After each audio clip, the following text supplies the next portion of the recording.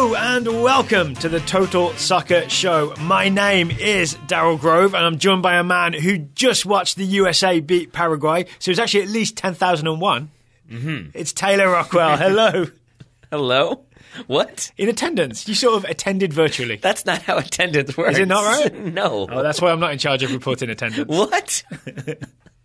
Even though it's after midnight, that's still a nonsense way to begin this episode. But maybe that's fitting for a Dave Sarachan-led U.S. national team. That's harsh for a guy who is, unbeaten in 3 games and just led a young U.S. team to a 1-0 win over Paraguay. This is true. Yeah, what's with your anti-Dave Sarachan agenda? I think you know what my anti-Dave Sarachan agenda is. All right, I'm going to put this out there. Sure.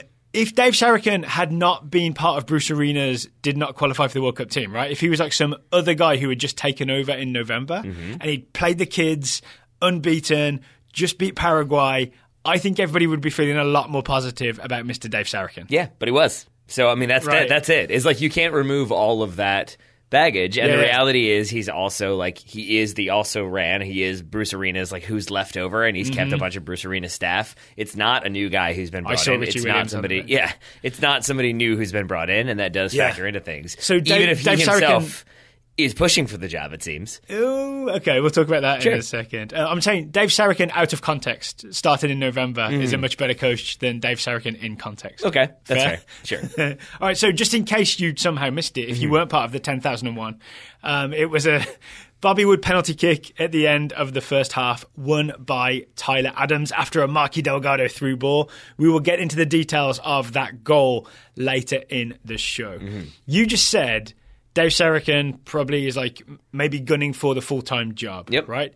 The biggest evidence we stumbled upon that may be the case is that when we looked at the substitutions in this friendly game, he did not change a single member of what I'm going to call the back six. No, meaning he did goalkeeper, not. back four, plus Will Trapp sitting in front of them, made no changes. We did not see Shaq Moore. We did not see Eric Palmer-Brown. We did not see Anthony Robinson, all of whom we were quite excited to see, and did not change goalkeepers, which is the weirdest thing to me in a friendly. Also, I mean, in a friendly where you have 6 substitutions, he made 4, but I think 3 of them came after the 77th minute or thereabouts. So I think very clearly trying to keep his starters in there for as long as possible. Christian Roldan might be the new Perry Kitchen.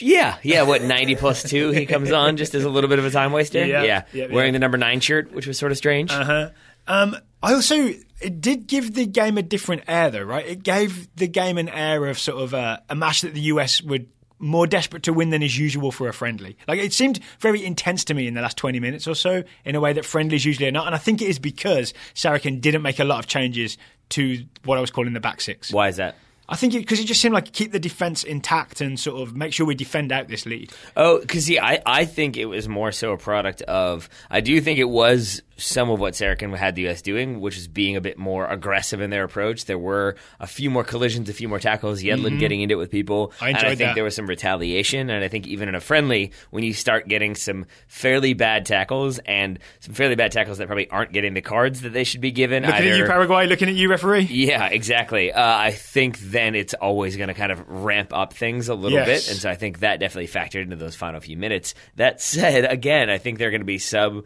clubs and some coaches who are thinking, I don't need you to leave my guy on the field for 90 minutes against a team that are aggressively fouling. So you're thinking Rafa Benitez might be like, we need that DeAndre Yedlin fella. Can you sort of take that or even Atlanta fans. I think Atlanta fans probably were not thrilled that Darlington Nagbe was on the field as long as he was. Same goes for Miguel Almiron. And I think there are other players who were left on there the entire game. There was someone on the sideline just beating up Joseph Martinez to complete the trifecta. But I do think that speaks volumes about what Dave Sarachan was trying to do. I think he recognized that at this point, heading into this evening, did not have a win, did not have a loss, maybe wanted to get his first win and not his first loss. So it was a bit more defensive, but then he really tried to get that win once it seemed like it was possible. I think that is a fair summary. Did you feel robbed of an Anthony Robinson debut, given him how much I'd hyped him in the preview? We both had. I mean, we were both really excited to see him. We both, I think, had him in. Did we both end up having him in our starting 11? Yeah, I mean, he was more optimistic than than realistic. But yeah, we both had Robertson in our starting 11s. So I mean, I think we both wanted to see him. We both wanted to see him, especially to see what he was capable of. Now that said, I thought Jorge Villafaña had one of the better games from any outfield player. I did too, but he's got a lot of sort of making up to do after the Trinidad game, right? Yeah, I find it. He seems like a good dude, but I find it really hard to forgive and think this is the left back of the future. I think because there are other players who are slightly more obvious for their roles in the Trinidad game, he kind of flies into the radar as being one who is definitely there and definitely not looking so solid. Yeah, but I guess he didn't put the ball in the back of the net. He did not. He did not. Okay, one thing that we predicted correctly about this game was the lineup and sort of the style of play that the United States would bring. Yep. Right? And I think it's because that just is how the US now plays, at least in this sort of mini. Is it too short to call it an era if it only goes from November to early June? I don't know. Depends on who's defining it. Like if you're a fly, that's a very big era. Yeah, it's like 10 lifetimes. Yeah.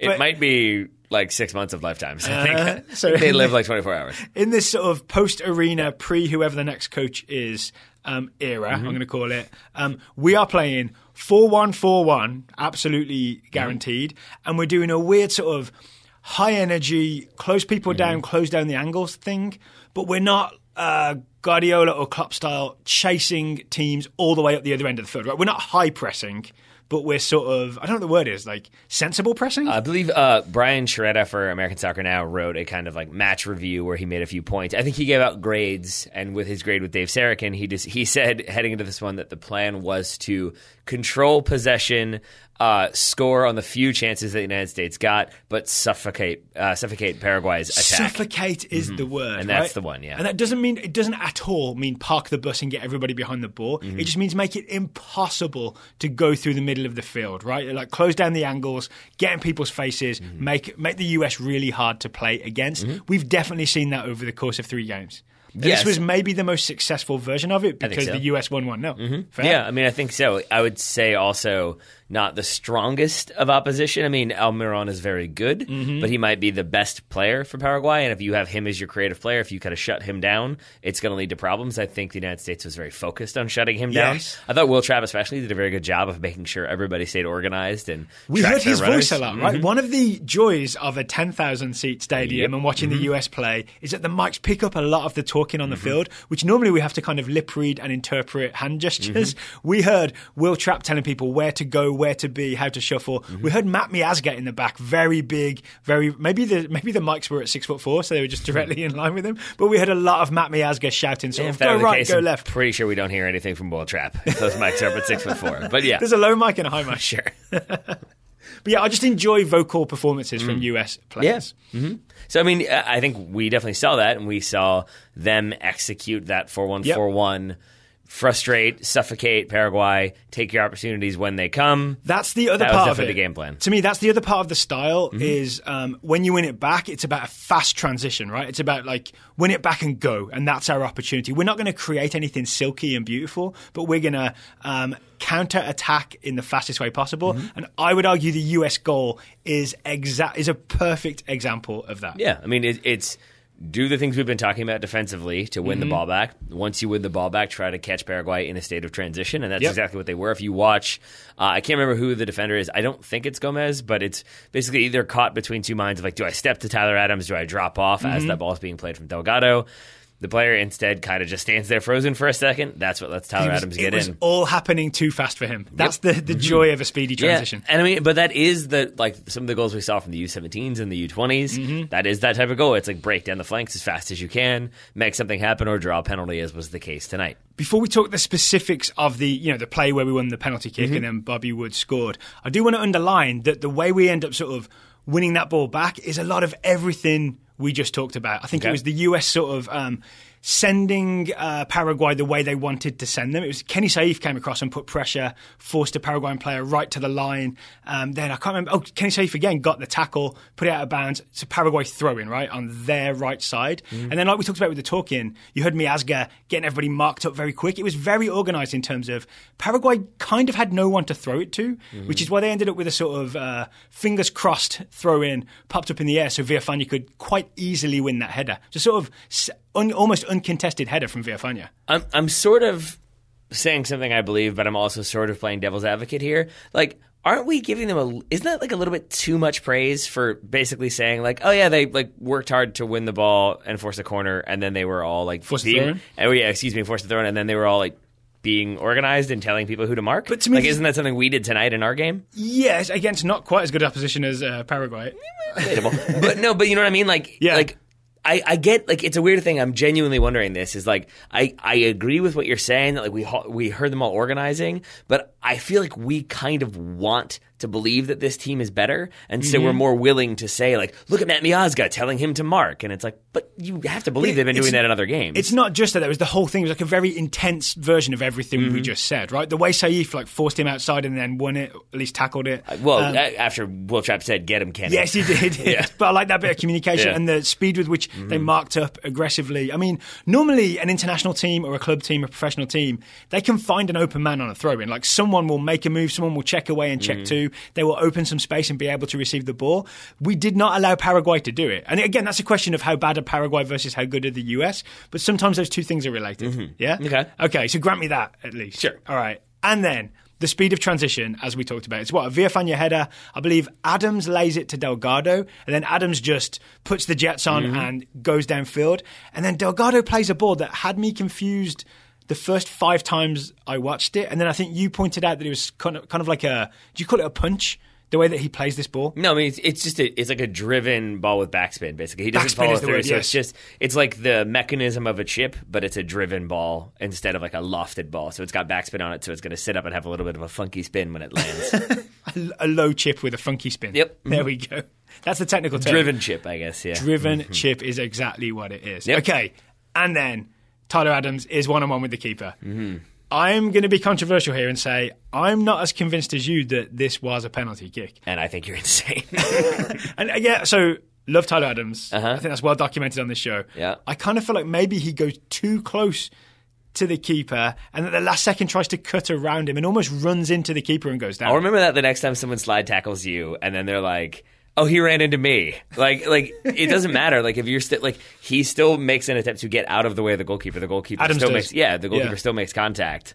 I mean, if that's a slide tackle, that's going to be a yellow card for basically hitting a player when the ball is gone. And that's what the goalkeeper does. All right, I'm willing to be convinced. I see. This feels like you love Tyler Adams so much that you're like, okay, I got to watch every frame of this and make sure. And then when the ball goes a little bit too far wide, because that's what I think this started with, was you thinking, oh, he took too heavy of a touch, so maybe he was looking to make contact, maybe he thought he messed up. There's an element of that, because don't you think, like, it is always hard to tell when someone's gone down or been fouled, but the angle that he cut at, I think he was very much going away from goal if he got to that ball. And it may not have been a scoring opportunity anymore. And was there contact with the goalkeeper?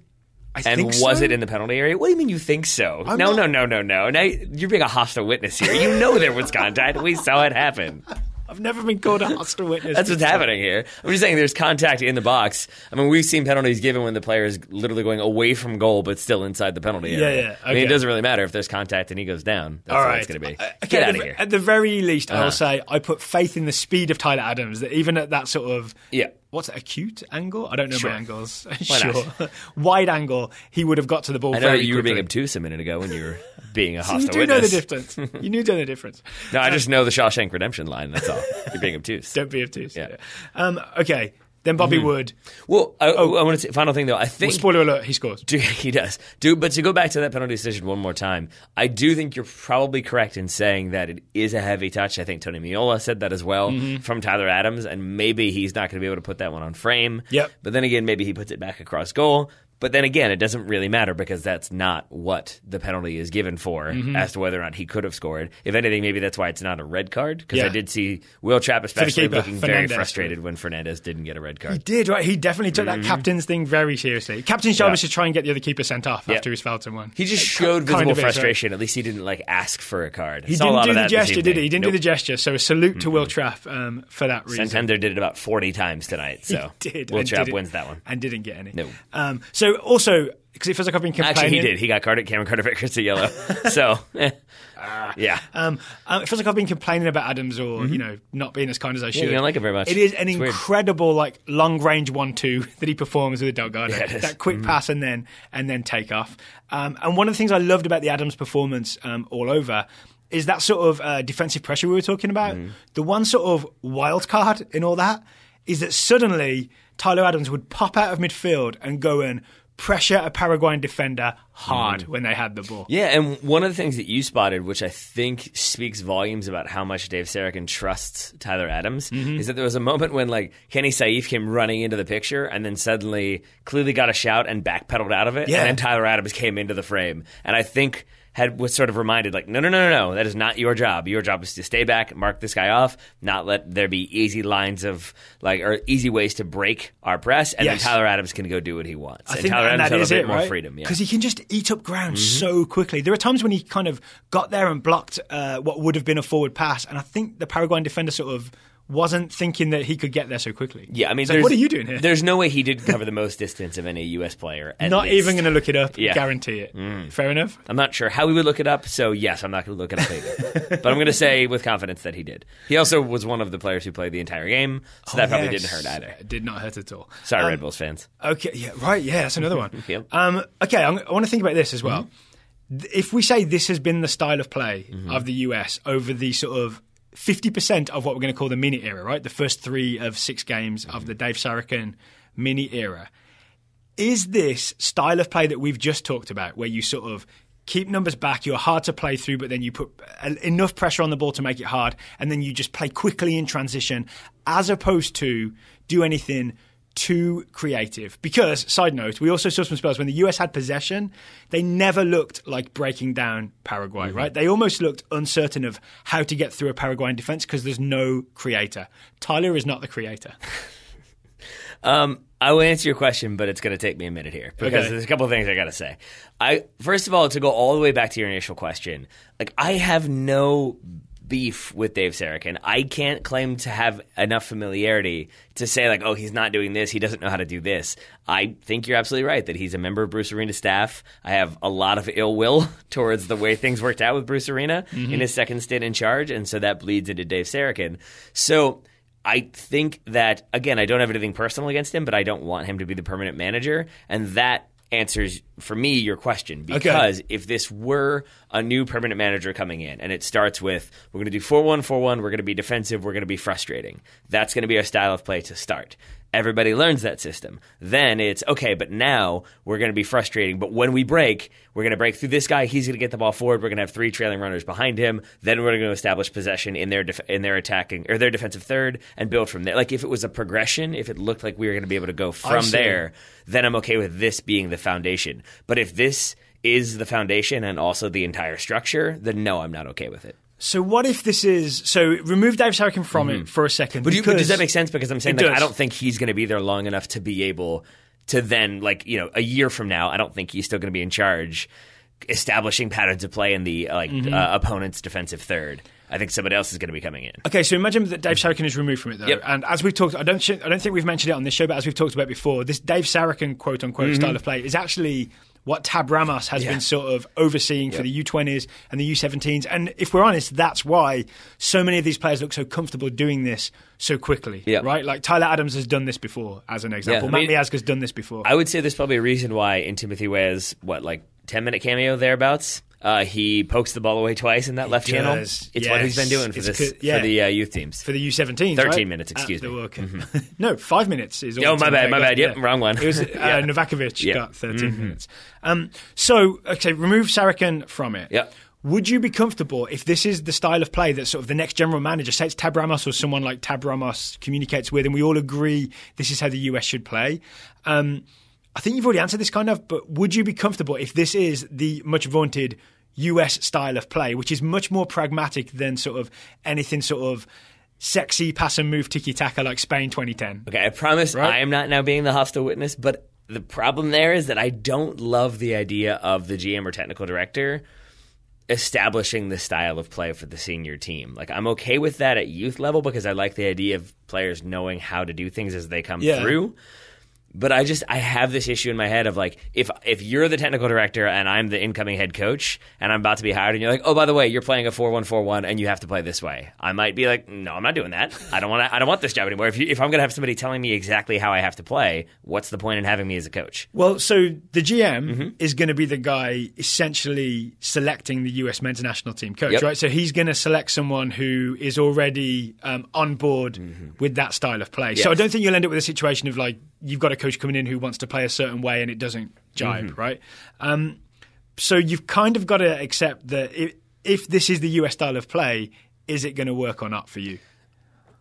Here's what I would like. I would like if the general manager came in and said, this is what we were thinking. What do you think? The head coach said, here's a couple ideas I had. Here's how this works out. They come to a common ground. I would be okay with this being the approach for games where the United States is trying to win or trying to deal with a very talented opponent. Okay. I don't think against St. Kitts, for example, right. I want to see us play with no number 10, kind of ultra defensive with one player up top. That would be where I would be like, this doesn't seem. And I think so. You want like a plan B or a different plan to face weaker opposition who are going to bunker behind the ball. Yes, and I think I've just stumbled upon this. I think my frustration has been with the U.S. that I think a lot of times it's okay against strong opposition. If we're playing the Netherlands, maybe a bad example. If we're playing Germany, whatever, Spain. Like, okay, we're going to do 4-1-4-1. We're going to be ultra defensive. We're going to suffocate them. If we're playing St. Kitts, we're better than them. Like, I think that's kind of the approach. And I mean, that's what happened in Trinidad in October. And I think it's just like, we'll do a 4-1-4-1, but like we'll be more attacking. Like, I just don't think that there is, so much so that I'm throwing my pen. I think that is plan B, is like, we're just better. Plan B is, we're better than them. Yeah, exactly. So and like we've both played in those games where like you should beat the team, but you don't really have a plan. You just sort of think you're going to win. And so everybody kind of doesn't really do what they're supposed to do because, hey, we're going to win, so we can kind of take it off. We don't have to press as much. We don't really need to track back. Matt Miasiga doesn't say, hey, mark that guy on a throw-in. Problems occur. To the right. Yeah, exactly. So I think that's what I would like to see is, plan Bs. Okay, I like it. All right, before Ds and all that stuff. We've got some sort of individual performances we want to talk about, specifically the young subs, or they're all young, the subs who came on. But first, don't go. They really are. You're right. That's crazy. They're all teenagers. Don't you dare. For the record, they are not. Just in case anyone's the first time listening and they're confused. Today's show is sponsored by Fan Futsal. Fan Futsal is a different kind of fantasy football. Not least because it's not a thinly veiled gambling website. It's the exact opposite of that, right? Fan Futsal genuinely John Oliver has not done a segment about Fan Futsal. Exactly. Yeah. Fan Futsal really is fantasy football designed for just football fans to have fun, form a community, and test their knowledge against each other. Okay, and the way it works is this. It's a little different, right, Taylor? First of all, it's 5-a-side. Second of all... Ish, in the sense that you have full teams. Well, it's 5. You pick 5, but you don't pick 5 players. You pick 5 teams. And there are points for goals scored, points for clean sheets and things like that. But the way you do it is if you think, for example, that Man United are going to keep a clean sheet this week because they're playing against a team without much firepower, but Jose Mourinho is still going to park the bus, you could put Man United in goal and then you'll get points for that clean sheet. If you think Man City are playing another Premier League team, are going to score a bunch of goals, you pick Man City as your forward. Man, that's tough. Between Man City and Liverpool, I'm not sure who I go with as my forwards. Right, so that's how you end up picking a fan futsal team. Okay, but then here's the extra good bit is what you got? The founder of Fan Futsal has set up a Total Soccer Show listeners only tournament at fanfutsal.com. So everybody can play against each other up to how many people, Taylor? 32, World Cup format. Yep, 32 is the max. It starts this weekend whenever the first Premier League game starts. It may be Friday. I haven't looked at the schedule. I apologise. The first 32 people to enter will be in the TSS Fan Futsal tournament, and it'll be played World Cup style, group stage, then knockout rounds. Means you're guaranteed 3 games at least? You're guaranteed 3 games, 3 match weeks, and then after that you maybe go through to the knockout rounds. If you win the tournament, Fan Futsal will buy you a Total Soccer Show t-shirt. Fascinating stuff, right? So the prize will be a Total Soccer Show t-shirt. Which means that you and I are not going to enter because we We want to leave 32 spots open for as many people as possible, but we will. We got a big old container of T-shirts over there too. So. We don't need any Total Soccer Show T-shirts. But we will follow up on sort of who goes through to the round of 16, who gets to the final. We'll keep an eye on the teams and see who's progressing. I'm curious to see who takes a gamble and like starts the Burnley defense. That's what I'm looking for. That should be the way to go, right? I mean, one would think, but there's lots of teams who are very good with lots of money. It also depends who they're playing this week. Also that. Yeah, there you go. All right, so to enter this league, the link will be in the show notes, but it's totalsoccershow.com/fanfutsal. totalsoccershow.com/fanfutsal, spelled FANFUTSAL. That will forward you to the tournament page. And pro tip, probably don't have the team in your attack. If they're playing your defense, don't do that. Not going to work out so well. Yeah, because you'll be celebrating and disappointed at the same time. Either way, yeah. I didn't think about that. Yeah. But it is also the exact thing I would accidentally do.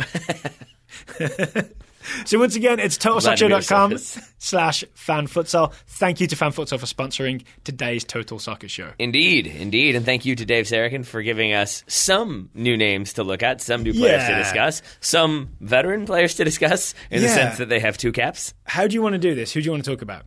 I kind of want to start in goal because I know, strangely enough, Zachary Steffen played the entire game. Not a thing that we expected to happen. Mm-hmm. And I've seen some people say, like, okay, the positive side of this game is that maybe the United States has its new number 1. Maybe Zach Steffen is the starter. I would say the fact that he played the full 90 in a game that it seems like Dave Sarachan wanted to win means that he is Dave Sarachan's number 1. And that's great. I feel like this is all leading up to a but, and it's not really. It's just that I don't think I saw enough from him to really make me feel like, okay, yeah, he is definitely the number 1, except for a thing that you pointed out on several occasions, which was that his distribution was pretty confident. It was brave. And competent. Yeah. So there was one sort of short ball to Will Trapp in the middle of the field that looked super risky, but when you rewatch it, it's just a smart pass to find Trapp's feet in the middle. Doesn't it? It's a sequence that leads to a very good opportunity for the United States. I think it's the one where Trapp sort of shifts the ball between his 2 feet, opens up some space, and then he sort of ping it like between 3 defenders to hit Villafana on the run. Mm-hmm. Yeah, and it leads to a cross, and then I think that cross leads to a chance. I think that's the Bobby Wood, Kenny Seth opportunity. Yeah. The collision opportunity. Not Saif, though, is one thing we learned from this game. We did learn that today, right? Kenny Seth, at least according to JP Della Camera and Tony Miola, who we assume had some research provided by US Soccer, who I assume had the pronunciation provided by Kenny Seth. Yeah, and right. A lot of assumptions there, but I think I'm right. Same thing for Andrea Novakovich, which is actually Novakovich. I'm going to say that one based on the fact that the sideline reporter, Jenny Taft, I think, said that she spent the day with his family. So I'm going to assume that she knows how to pronounce it. Oh, since you mentioned it, how great was the moment for Novakovich when he comes on and his mom was very much overcome with emotion. I mean, she was openly sobbing and while wearing everything American flag. It was pretty great. It made me happy. It was like her July 4th, right? Yep. And I also enjoyed the people. You could see in the shot a lot of people kind of smiling, and I think there were a couple people very close to them who knew why the camera was fixated on her, but I think people further out just thought like, oh, it's a woman wearing a sequined American flag hat and an American flag shirt, like, oh, she's such a fan. And it's like, no. There are far more emphatic reasons why she is so excited. So anything else to say on Zach Steffen? Just that, like, I think I am okay with him being the starter, but I'm looking forward to seeing more from him in a U.S. shirt when he is tested and more is asked of him. I think the weird thing with this style is that it's sort of designed to not create too many opportunities, but to not cough up too many opportunities either. And you do end up with a goalkeeper not doing too much. All right, then let me rephrase that. Like, I think the moments that stand out are like when there was that set piece that he kind of came for. There's lots of bodies in the box, and he didn't really get to, and it kind of bounced around. He didn't clear all the bodies, right? He couldn't clear all the trees on his way through. Like, I want to see like the next game against Bolivia, like a cross comes in, he comes out and like catches that in traffic. Then I'm going to be like, okay. Now I feel like yes. I feel like yes. The big question will be, we assume Tim Howard is retired from national team duty, right? It's kind of a de facto retirement for Tim Howard.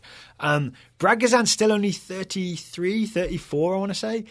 He could still play if he wanted to. That will be, and he's really the only competitor at this point. I mean, if we're assuming that Bill Hamid, by not playing tonight, I'm pretty sure the United States has no more friendlies this week. So, yeah, I think that means that it's Zach Steffen out of this group. Yeah. And then, I mean, you look around, I don't see too many people who are, like, obviously right there to challenge him. So, yeah, maybe that's it. let's talk about Novakovich. But before we do, let's talk about the man who started. Sure. Bobby Wood. So we watched this game on a bit of a delay, right? Because we were playing in a league game. Before we turned it on, we saw a lot of tweets being very frustrated with Bobby Wood's performance. I'm telling you things you already know here, but this is for listeners' benefit. We started out, we watched the first, 15 minutes, and we were sort of thinking, hey, he hasn't put a foot wrong. He's made a lot of very smart runs. He's fought for some balls. This is actually quite a good but quiet performance by Bobby Wood. Like a lot of runs off the ball that don't get noticed, right? It's one of those performances. Yep. But then we started seeing a few mistakes, a few miscontrolled passes, a few sort of errors, getting in the way of Kenny Seth's shot. And it all kind of started to add up to not a very good night for Bobby Wood, despite being the goal scorer in a 1-0 win. Yeah, but I think, and that goal is important because anytime you score, if you're a forward who's struggling, that helps. We haven't analysed the penalty at all, actually. I mean, he just picks a spot. I think he watches the goalkeeper, makes the decision, waits for the goalkeeper to make a move, slots it home. Nice straightforward That's stuff, very right? good. Yeah. But outside of that, I did feel like it was a little bit of a quicksand game where you started to see him go from making smart runs and having some good like link-up play to suddenly losing the ball on a dribble to getting dispossessed fairly. I mean, there was a point when it went from us both being like, oh, he's having a fine game. Like, people are just kind of like looking for a reason to be frustrated. Yeah. To like at one point he was dribbling at a defender and I was like, he's going to lose this ball. Like, I think I said that out loud and it just gets easily poked away and he's dispossessed. You can almost see the confidence drain out of him in that moment in the first half where he kind of gets it caught under his feet. He was kind of on a break. But then he's got Kenny Seth out to his left and he's just got to play the ball out.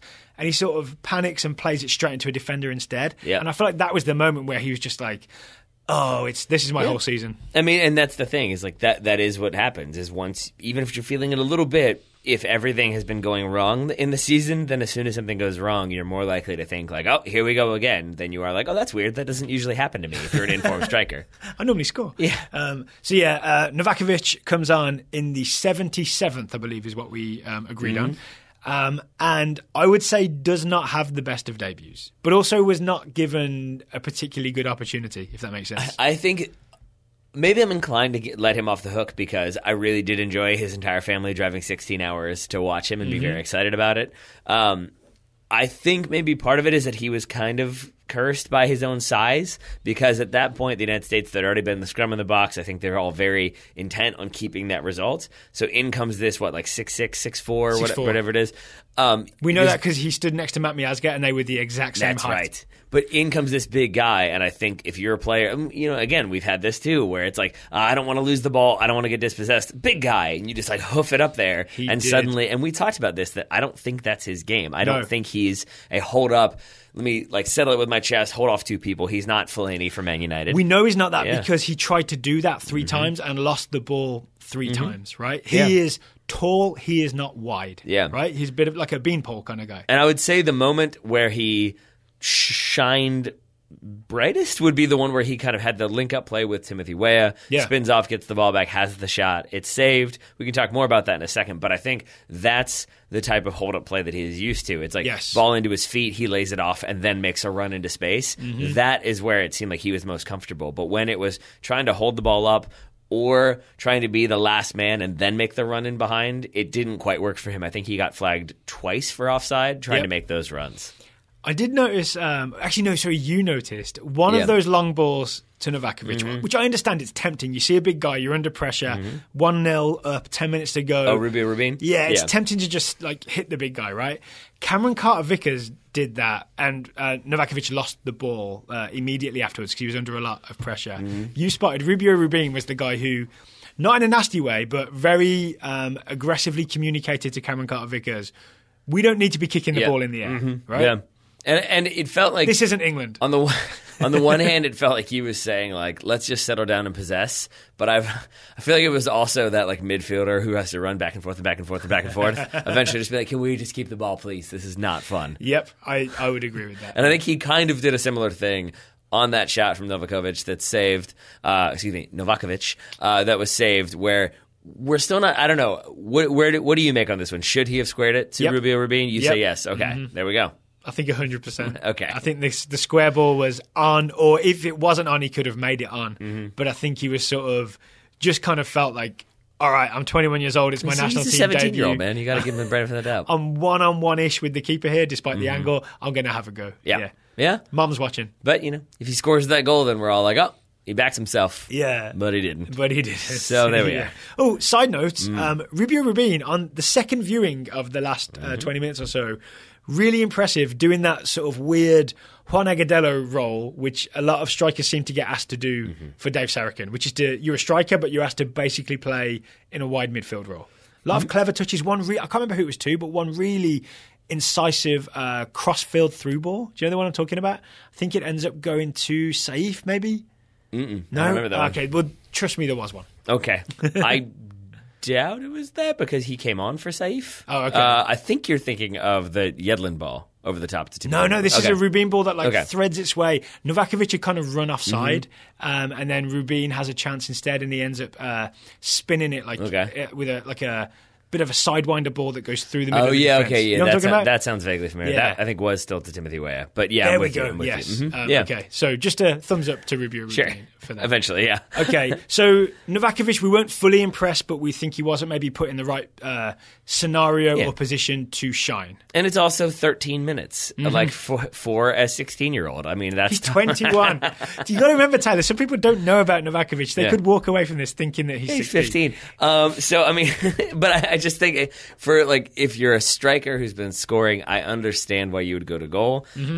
And maybe I'm letting him off the hook here, but again, I think that's a substitution issue. I think if you give him 20 minutes, that helps a little bit more. If you give him a little bit more time, I think there's a lot of players who could have used 5 more minutes instead of 5 minutes, or 20 more minutes instead of 15. Speaking of, Timothy Weah got basically 6 minutes, I want to say, when you add on some injury time. Played on the left wing, which is what he's kind of used to in terms of that's what he did for the US Under-17s. That's what I've seen him do in 2 substitute appearances for PSG. It's a bit of a more attacking role for PSG because they're usually steamroller teams 4 or 5-0 by the time he comes on. But I think I was mostly impressed with what I saw from Timothy Weah. Yeah, I think I was. Yeah. I mean, I again, it's difficult to say in that brief cameo, but we saw him win the ball 2 or 3 times in a way that I thought was impressive. Not just sort of picking it up, and that would be what's that ball recovery? It wasn't a ball recovery; it was the actual poke tackle to win the ball back. Opta would classify it as a tackle as opposed to a ball recovery. Yes. That's what leads to the Novakovich chance, right? It starts with a Tim Weah poke, then the Novakovich lays it back to Weah, then Weah plays Novakovich through. I mean, that did not look like an 18-year-old inexperienced player. No, it didn't. And then he had another one later on where it was one-on-one, the player's running wing. He just had a little bit of a poke to put the ball away. I think that's fine with me. He also then drew a foul later on to get them a yellow card. I know this is where we disagree. Yeah, I'm not as impressed with this moment because this is exactly what I was expecting from Timothy Weah, which is cut inside from the left and don't look up at what your options are and just sort of decide that you're going to put yourself in a spot to shoot with your right foot from the left wing. And we rewatched it and I'm convinced he never ever looked at what his other options were, and it just felt kind of predictable to me in a way that he's almost like the famous goal he scored at the U17 World Cup. The number of times he tries that exact thing, it makes that goal less impressive because I know it's just a thing he's going for all the time. How many times have you seen him try that? I mean, I want to say 5, and I haven't seen that much of him play. Really? You feel like you've seen him try that 5 times, including the one he scored? Including and the one tonight? Including the one he scored. 3 more times you've seen him do this. Yes, but that's quite a lot in not many minutes, right? Okay. Yeah? All right. All right. Just keep on your toes here. You're being a hostile prosecutor. I'm making sure that we're saying things because I don't know, because this is one again where if it's a striker who maybe we know a bit more, we have a bit more faith in, to not just shoot from wherever. If they're cutting inside, that is that sort of if it's Messi who's cuts inside and shoots, we might be a little bit more he doesn't even need to shoot up. He just knows where he is. He knows he can take this shot. Yeah. Not saying that Timothy Weah is Messi. Messi's earned that leeway. Yeah, I guess that's probably true. It's just, I don't know. I always go back and forth, and maybe it just comes down to personal feeling on that one. That if you're a striker who maybe feels I can make something happen, or if you're a goal scorer and attacker who can make something happen, then I don't necessarily hate that decision. Okay. I also feel like he didn't have as good of options. It wasn't he had a bunch of people around him all screaming for the ball. He had, I think Novakovich had already made that run and maybe was a little bit offside at that point. This is the ball I'm talking about, I think. The ball from Rubin I was talking about, that goes to Timothy Weah. I think that's where this all comes from. Yep. Yes, it all fits together now, I remember. Yeah. So maybe this is the thing of when you #play your kids, you do get some teenage decisions like this, which I guess someone like me, who's very much into unselfish passing type football because I don't have any tricks, someone like me is going to find frustrating to watch, but it might just be par for the course and what you should expect with some talented teenagers. But then genuine question, like, how do you want them to score? Some good combination passing play. Looking up, pass and move. It's the Liverpool groove. All right, grandfather, calm it down. In my day, we passed it 400 times before we put it in the goal. My name is Chavi. Yeah, basically. So other than that, thumbs up. Do you also want to criticize people for their tattoos and their haircuts, Daryl? I do not. I do not. Because that would be a lot of the US team. All right, anyone else you want to mention before we move on? Because we're at 40 minutes here on this USA 1 Paraguay. There's some names that we can mention because they weren't there. I would say I saw some people very frustrated that Weston McKennie was not playing. Did not play because of injury, was not on the bench. Yes. So I think that one we can push to the side. Yeah, I would he like would to have seen him. Absolutely have started if he was healthy. Yeah. And I do think that this is probably the best starting 11 that Dave Sarachan could have put on the field with the players he called into camp. Yeah. Anthony Robinson, I want to say maybe not, but again, that's someone who we don't really know that well. And it was a fine performance from Villafana. It was. So I would still say, though, that like some of the names left on the bench, I would have liked to see Shaq Moore, Eric Palmer-Brown, Anthony Robinson. I think it would have been good to get a couple of them some minutes, if for no other reason than because one of them is a dual national, and I wouldn't mind him being like, hey, I get called in, and I like it here. Worth mentioning, just in case anybody is wondering, this game does not cap tie anyone. It is a friendly. Nope. It is not sort of an official competitive game, a FIFA competitive game. You do not get cap tied for this game. So theoretically, Timothy Weah could still at some point decide I want to play for France or Jamaica or Liberia. But it necessitates a one-time switch now, right? It does necessitate a one-time switch, but that's still possible, right? Mm-hmm. Yeah. It's still possible. Same for if Robinson had played, same for, there's another player I'm thinking of. Cameron Carter-Vickers, I think, is still technically possible for him to do a one-time switch, play for England. It's not something I would worry about right now. Nor would I. But I think the difference being here that like if you haven't made a senior appearance yet, then you can sort of play for this U18 team, and then like the US U18 team, the England U20 team. Like you can kind of still jump around a little bit. I'm not sure how much you can at that level. I don't know. You can get caught up to some like U14 camps and stuff, but once you play for a U17 or U18 team, you're kind of... I thought that was only an official competition. Then you have to follow the one-time switch. I think outside of that, if you're just playing in camps and friendlies, then I think you can kind of jump around a little bit and get some experiences. That's fair. So to have them have to now follow that one-time switch, it does make it a little bit more connected, but still not permanently tied. Right. But for the record... Timothy Weah is not cap tied because he played in this game, but he is weirdly sort of emotionally tied because he seems all in on playing for the United States. I also want to correct you on something. You said we didn't see Weston McKennie on the field. We did. We did see Weston McKennie on the field for, 10 glorious seconds at the end of the game? Yes. What I'm actually speaking to, and I know what you're talking about, but what I'm actually speaking to is a lot of people I saw being very frustrated that Weston McKennie did not play. I know. But he had maybe the best move of the night. Go ahead. At the end of the game, we saw him dancing with Tyler Adams, putting on some moves, and then bumping Tyler Adams off screen, right? And we're kind of tongue-in-cheek that it was just some good dancing that we saw. But it also suggested a certain attitude around this US national team, a bit of swagger and a bit of enjoyment about the soccer that made me smile. It made me really happy to see this sort of this approach by these young players. I think that's I agree, but I think that's mostly just Weston McKennie. I mean, if you follow him, sets the tone. I mean, but when you see him with Schalke when he was out injured, that he was screaming for people scoring goals and losing his mind for stuff. I think he's just a very enthusiastic kid. Yes, that's true. He's very excited for things and seems to be a big fan of Tyler Adams, and that makes me very happy. But it does also make me think the future is happening right now almost. The McKennie-Adams future of the US men's national team seems to be happening. Yeah, there will be think pieces written about from the ashes, these players came together and formed a bond, and that's what kept them together for a while. Yes. So I think that was good to see. It was good to see Weston McKennie's slight grinding on Tyler Adams and then a belly bump to boot. Two quick notes. Yep. That Cameron Carter-Vickers foul was not a foul. Nope. He's a strong guy and he won that ball fair and square. Apart from a couple of sort of overly enthusiastic long balls that Rubio Rubin had a word with him about, I thought it was a really good performance from CCV. And from Miazga. I thought that was a good partnership. That's where I was going next. Matt, that is a partnership because they played together for a long time for the U20. Well, they played together for the U20s before. They know each other. That could be the international partnership, especially if John Brooks keeps getting injured. Yeah. Right? Yeah. Matt Miazga won everything in the air. Like there were some things where he took like 20 steps to get there and still jumped up and won it and actually looked really good with the ball at his feet. So he play a lot of very nice balls out of the back. Yeah, I'm trying to think like what minute Jeff Cameron angrily turned off the TV. First successful Miazga header. That could be. Yeah. That's harsh. It is. I got nothing against Jeff Cameron. I do think if you're looking at these two youngsters, I think one's 12 and one's 13. Don't you? I will come across this table. This is a fun game I'm playing here. But if you're watching these two youngsters, you probably, I mean, again, we've both had those moments of like, I can't do that anymore. I'm not that fast. Like, those guys might have taken my spot. Final note then, we both mentioned this while watching DeAndre Yedlin. DeAndre Yedlin had one of those games where he didn't have to rely on his speed for anything because he kind of just got it all right in terms of positioning and sensible stuff. See, it's interesting you say sensible, and it's interesting that I've just made fun of you about something similar to this, because I'm just going to say this, DeAndre, it didn't work for Coolio.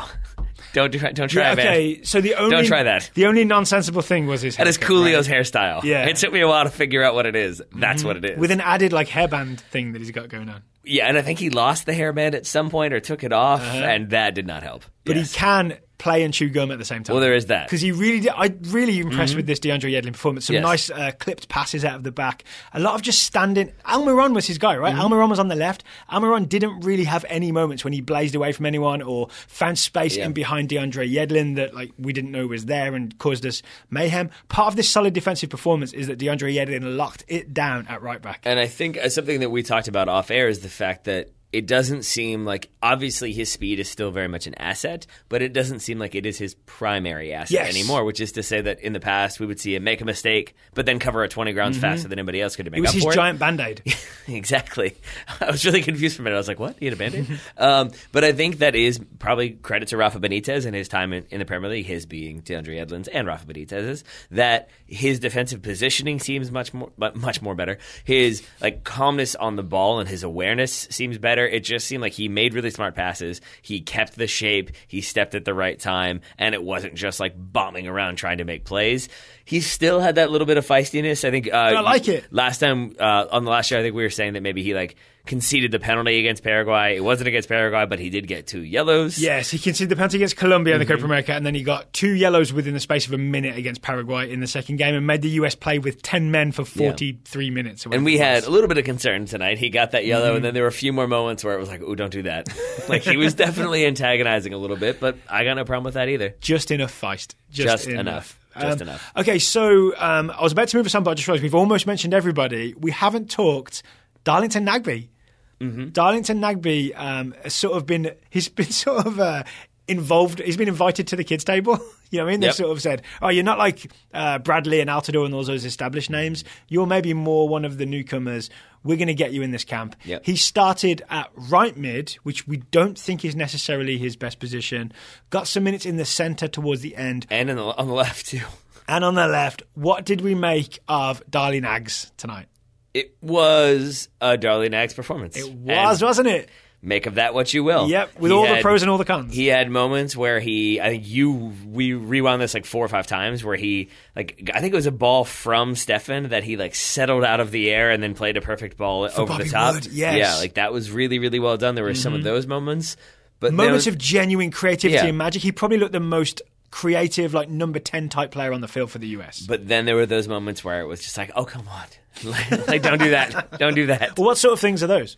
Those are the moments where it's like a little bit too hesitant. It's not as aggressive as we would like to see. It's not maybe making like the decisive decisions that we want to see a central midfielder or a wide midfielder making for the U.S. national team. And there are moments when he would have that excellent touch, and I would think, oh yeah, Nagbe's there. And that's not a good thing to think of a player who's on the pitch who should be involved in the attack. Exactly. Yeah. I think you're right. If we do this 4-1-4-1 sort of aggressive containment, that's maybe a good word for what we're doing, right? Aggressive containment thing. Nagbe is kind of a passenger in that system. As in, he's not the best guy to do that part of it with, but you've then got to just consider, is it worth the trade-off of just having this guy who can sort of glide with the ball and leave 3 players in his wake and, have this magical touch and turn in midfield? Is it worth the trade-off to have him in there? And I feel like sometimes the answer is yes and sometimes the answer is no. Yeah, and I think it is also worth remembering, as we were just saying, like, played 3 different positions.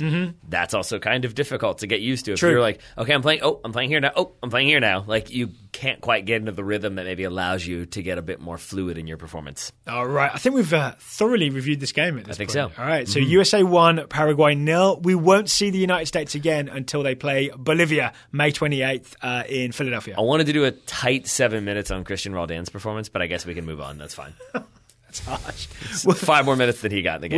We'll talk about him right in the last minute. That's fine. All right. So, I mean, there's not much to say with Roldan, right? Because we didn't get to see much of him. I just realized we didn't really mention Delgado, apart from the beautiful pass for the goal. A lot of sort of buzzing around, nice, quick little passes that you sort of blink and you'll miss it, but it was there kind of stuff from Marky Delgado. Yeah. Is that a good description of his game? Blink and you'll miss it, but it was definitely there and it helped everybody. I'm going to start classifying that as like a hipster performance, because we almost had that with Bobby Wood as well, where I think the way, like, I'm not teasing you, but I think the way you categorized it was like, it's a lot of runs that you might not notice. That feels very much like it's on their first down. I meant you specifically. Yeah. You might me. Notice. Okay, yeah. There you go. Yeah. All right, so the USA won, but they're not going to the World Cup. Oh, thanks, Daryl. Other team for the World Cup, our other favourite team, based purely on my accent, which we still don't know if it's authentic or not, is England. Yes. Yes. So England beat the Netherlands last Friday. They played Italy today. We weren't able to watch this game in the sort of detail I would have liked to because of other various things going on. I'm going to rewatch it in the next couple of days. But we did get I think you should. It was a good game. We did get a good look at England, Italy. Okay, so you probably watched this one more than me, right? So last time we talked about England, I was very excited, maybe overexcited. I'm surprised we didn't hear about me rambling on about England playing out of the back and looking confident and moving the ball around in a way that I've never seen before. I think it kind of happened again against Italy. You talked about it. The best way I can explain this is like, if things were working out for Wile E. Coyote, he would be like, this isn't right. Like, something isn't right here. Like, I shouldn't be this confident. I shouldn't be this easy. Something is about to go horribly wrong. That's what it felt like. Like, you were really excited, but also sort of terrified. I've looked everywhere for anvils except up. Yeah, oh, exactly. no. Exactly. But I would say this Italy game, from what I saw, is more evidence to be confident that England really are going to play out of the back, move the ball around confidently kind of style, and it might even work. Yeah, and I think it goes back to what we said from the Netherlands game, that it seems like it's kind of relatively interchangeable parts, that Jordan Henderson goes out, Eric Dyer comes in. That's a weird one, right? Does the same thing. I don't think of them as being that similar players, because I think of Dyer as being sort of defence first. But he looked plenty fine with the ball and moved it nice and quickly. I just pictured you holding up a D in a fence, so that was fitting. Yeah. But I think, like, that aside, you also just saw, like, I think I said this to you off air as well, that, like, in the last show I was kind of making fun of people for saying, like, oh, England owe it all to Guardiola and Klopp.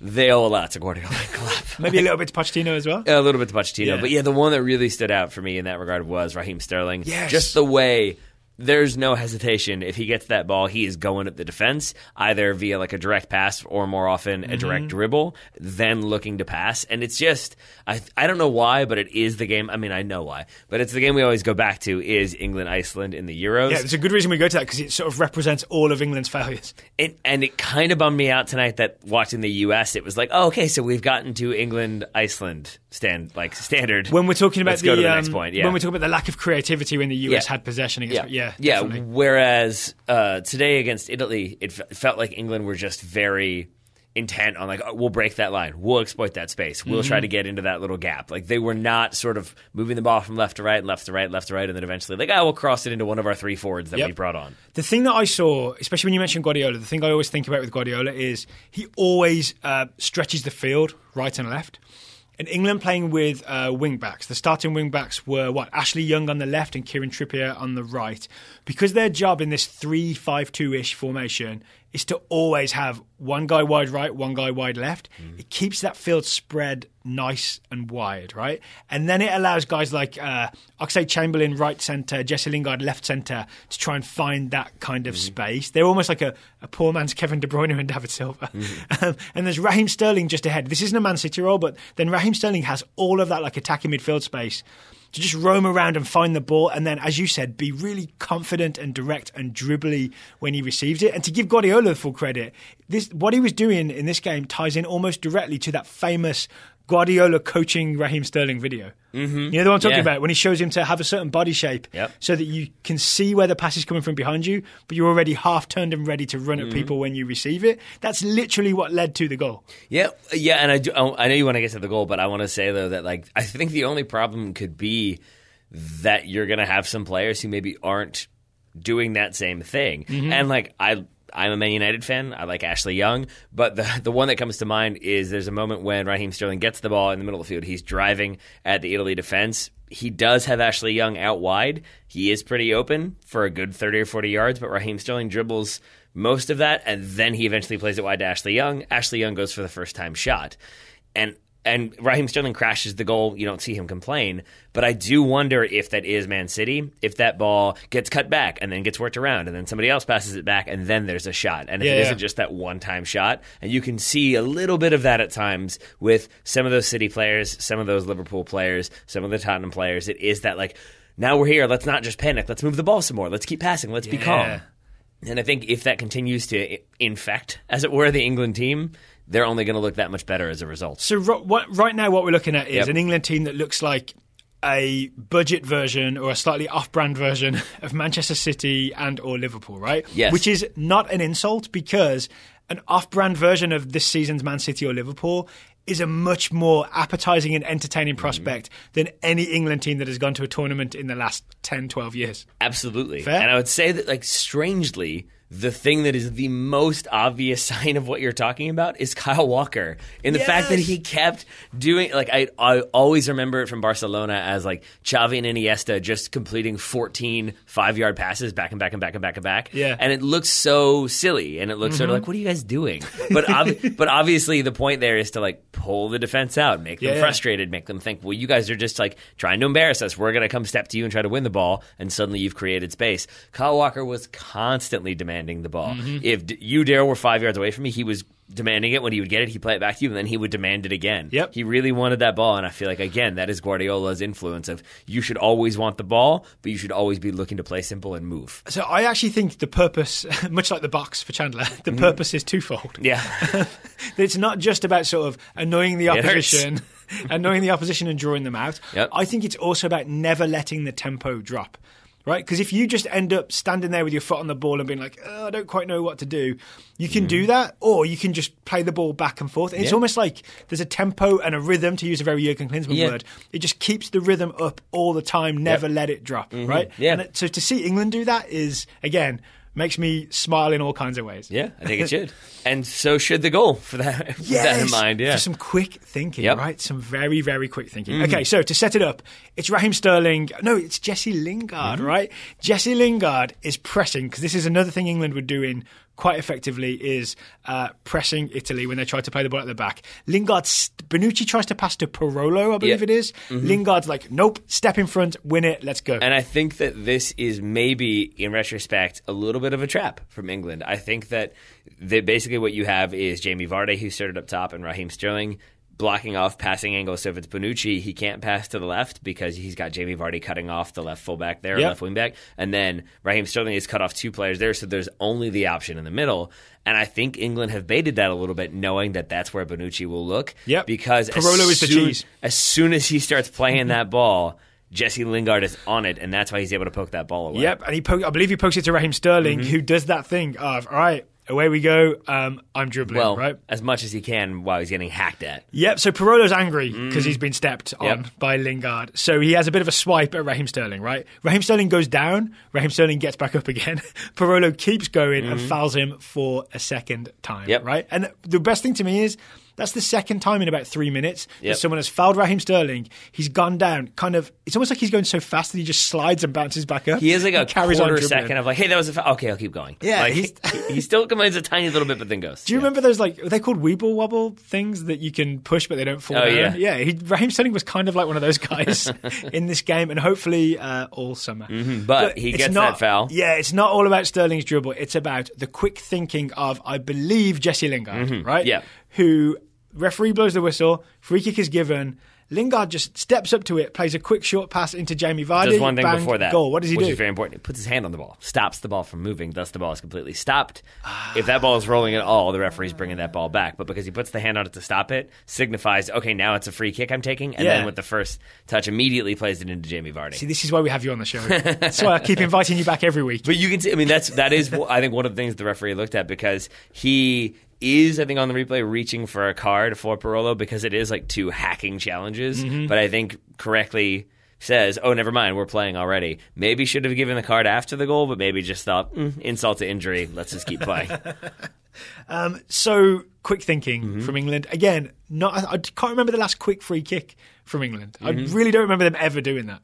It would normally be, I mean, what I remember would be, it would be your star player, be it David Beckham or Steven Gerrard, or whoever it is at that point. England would be like, oh, this is our chance for our star player to have a free kick at goal, right? And that would have been the whole plan. Yep. That's the difference with this New England team. There you go. I'm sorry, I'm getting excited again. Yeah, I know you are. We'll slow it down. To get to the fact that England did not win this game. Yep. Even though it felt like a win for most of it, there is a penalty kick from Insigne in the 87th minute to equalise it up. Yep. It ends England 1, Italy 1. And it was definitely a penalty, wasn't it? Yeah, probably. I know it's a very contentious decision. I know a lot of people were very angry on Twitter about it. I think a lot of people were very angry because it went to VAR. Yep. And I think it didn't help that all of the commentators are saying, like, oh, he's just going by the book. He wants to make sure that it's not going to be, like, he hasn't missed anything. And then the penalty was given, and I think there was a lot of confusion. That said, it's a credit to Warren Barton, who says, yeah, there's contact. He stepped on his foot. It's probably a penalty. And we watched this many, many times. I think it's probably the combination of the fact that there are 3 England players around there. Yep. It's Tarkowski who steps on his foot. It's it's Lallana's there. Lallana's there, but then it's Ashley Young, who maybe has a little bit of a hip touch, and I think it's that like double contact. It's like the hip and then the footstep that just makes it look like he's gotten cleared out. But 100% Tarkowski sort of, not deliberately, I think just clumsily, steps down on Chiesa's ankle. Yep. That's a foul. That's a penalty kick. It has to be. And I think the key thing there, right? No, and the thing is that we watched it like frame by frame slow motion. And I don't think he was Thank you, Office Television. Yeah, right. I don't think Chiesa was already going down. I think the bump from Ashley Young, which wasn't a foul, but it makes it look like he is suddenly in a very. It's a very awkward, like, body shape, so it makes it look like he's intentionally falling. But I think the key point there would be that then if you watch it, every other player, every other limb of every other player that's in that shot moves in some way, except for one. Except for Chiesa's leg, which is completely, his foot being completely pinned, doesn't move very much at all, and so I think in the end it is probably correctly given as a penalty. Yeah. So it is scored by Insigne. It is scored. It finishes Italy 1, England 1. But I'm still optimistic about what I've seen over the last 2 games for this England football team. You're not giving up then? I'm not giving up. But the one guy I do feel sorry for is, as well as just establishing the style to make me happy, I think that's going on with England is there's going to be a battle for the 23 spots to go to the World Cup, right? And you could read into say Dele Alli, I don't think either didn't get many minutes or didn't get to play at all in this game. So we're already looking at maybe Oxlade-Chamberlain and Lingard have nailed down those 2 midfield spots ahead of the number 6, right? Someone like Tarkowski, this was his moment, right? This was his England debut. There are 3 starting centre-back spots and then some backups up for grabs. If you get your 90 minutes but you don't do anything particularly impressive and you give away a penalty right at the end, that's not the best debut and not sort of the best audition that you should go to a World Cup. No, probably not. I mean, I don't necessarily know if he played himself out of contention, especially because it still seems like Gareth Southgate doesn't trust other center backs to do that sort of possession, keeping the ball job. But he probably didn't like really strengthen his case either. He did not. I'll have to rewatch in detail to see what the rest of Tarkowski's game was. Sounds good. I mean, I saw him like head one over when he probably should have put it back across. He really shoved somebody down on an England set piece that then caused them to lose that set piece. So I'm going to say more down than up for Tarkowski. More down than up. Oh, final England point before we move us on, because I know it's getting late. Ashley Young played both sides as a wing-back, and it got me thinking that he might be on that plane to Russia as a sort of left wing-back, right wing-back. We've got one guy who can cover two positions. That saves us a spot we can use somewhere else kind of guy. And also can get a little bit aggressive if need be. Yes. Some physical challenges from Ashley Young in this one. And can do a bit of CONCACAFing. Oh, yeah, that's right. That's right. We both enjoyed that, right? I think he, in the final few minutes, he went to block a clearance and then I think landed awkwardly out of bounds, rolled back onto the field, so then he would have to get treatment and thus stop the game. Or rather, stop play, but the clock would continue. Right, yeah. So good CONCACAFing from Ashley Young. Maybe he'll be ready to face Blas Perez. Yeah, that's he may be England's only hope. I think the Swiss maybe made it clear that you guys don't have as much to worry about, but sure. All right, Taylor, let's wrap it up. We've done about an hour on USA, Paraguay, England, Italy. I'll be off tomorrow. Got family visiting. Got to go to the airport. But you will be running your very own Total Soccer show with Henry Bushnell of Yahoo. You guys will be talking a little more USA, Paraguay. That is the plan. I also will be doing a Top Draw Soccer show this week with Travis Clark. We're going to look into the USA, Paraguay game as well, but we'll be looking at sort of the pathways that each player has taken to get to the US men's national team senior team. All right. I shall listen. Sounds good. You promise? Sure. All right. One download secured. Please join Taylor in listening to the Top Draw Soccer Show. You can find it in iTunes. All right. Taylor Rockwell of the 10,001. Thank you for taking the time to talk to me today. Right back at you, buddy. I think we've reached the Christian Roldan portion of the show. Listeners, thank you. He's just coming in now. Followed by Perry Kitchen. Listeners, thank you for listening, and we will talk to you again later this week.